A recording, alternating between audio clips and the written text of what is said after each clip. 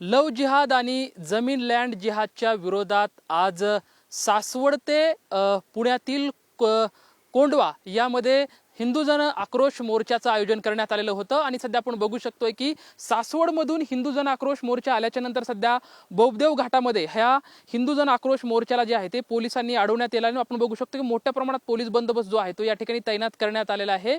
मुसलमान लोकांनी बोबदेव घाटामधल्या जे पवित्र देवस्थान आहे या ठिकाणी येऊन नमाज पठण केलं, त्याचबरोबर ती भिवरी गावामध्ये येऊन दहशत माजवली। याच्या विरोधात भाजपचे आमदार गोपीचंद पडळकर असतील, त्याचबरोबर ती माजी आमदार संजय जगताप यांच्या नेतृत्वामध्ये सासवडमधून हिंदू जन आक्रोश मोर्चा रॅलीचं खरं तर शेकडो हिंदुत्ववादी कार्यकर्ते या मोर्चामध्ये सहभागी झालेले होते आणि छत्रपती शिवाजी महाराज, छत्रपती संभाजी महाराज यांचा जयघोष करत ही सासवडमधून जन आक्रोश मोर्चा मार्गस्थ झालेला होता। मात्र सध्या आपण बघू शकतोय की बोबदेव घाटामध्ये या जन आक्रोश मोर्चाला पोलिसांकडून थांबवण्यात आले, पोलिसांकडून अडवण्यात आलेले की त्यांना पुढे जाण्याची परमिशन जी आहे ती सध्या देण्यात येत आली नाही। आपण बघू शकतो की मोठ्या प्रमाणात पोलीस बंदोबस्त तैनात केला आहे। जवळपास रस्त्यावरती पूर्ण बॅरिकेड लावलेले आहेत, पोलीस व्हॅन ज्या गाड्या आहेत त्या सुद्धा आडव्या लावलेल्या सध्या आपल्याला पाहायला मिळत आहेत आणि एकंदरीतच सध्या पोलीस आणि आंदोलनकर्ते, मोर्चेकर्ते यांच्यामध्ये तणावाचं वातावरण आहे। आम्हाला तुम्ही पुढे का जाऊन देत नाहीत, आमच्या स्वातंत्र्यावरती तुम्ही घाला घालत आहेत, अशा पद्धतीने खरं तर सध्या बघू शकतो की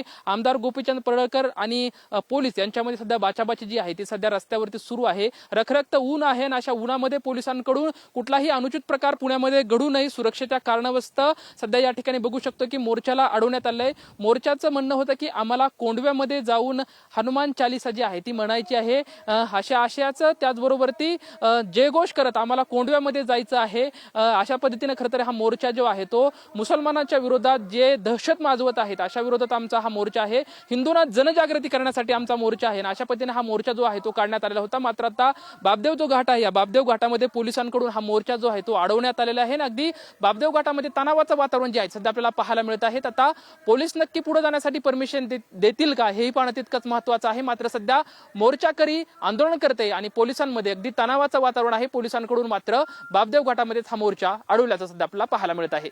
कॅमेरामॅन सुशांत राऊत सोबत लक्ष्मण जाधव, टीव्ही मराठी, सासवड।